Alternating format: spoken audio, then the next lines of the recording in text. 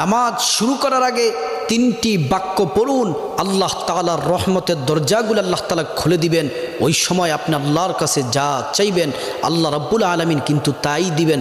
আপনার মনের সকল আশাগুলা আল্লাহ তাআলা পূরণ করে দিবেন। আল্লাহর পেয়ারা হাবিব সাল্লাল্লাহু আলাইহি ওয়াসাল্লাম নামাজের ইমামতির জন্য সামনে গেলেন, কিন্তু পিছন দিক থেকে একজন সাহাবী উচ্চ সুরে বাক্যগুলা বলতেছেন। আর আল্লাহ রাসূল নামাজ শেষ করার পরে জিজ্ঞেস করলেন, কে এই বাক্যগুলা পড়েছ? ওই সাহাবী হাত তুললেন। আল্লাহ রাসূল বললেন, তুমি এই দোয়া পড়ার সাথে সাথে আল্লাহ তাআলা রহমতের দরজাগুলা খুলে দিলেন। তুমি ওই সময় যা চাইবা দোয়াগুলা পড়ে আল্লাহ তাআলা তাই দিবেন, সকল আশাগুলো আল্লাহ তাআলা পূরণ করবেন। দোয়াটি হচ্ছে আল্লাহু আকবার কাবীরা ওয়ালহামদুলিল্লাহি কাসীরা ওয়া সুবহানাল্লাহি বুকরাতা ওয়া আসীলা। এই দোয়াটি পড়ার সাথে সাথে আল্লাহ তাআলা রহমতের দরজাগুলা খুলে দেন।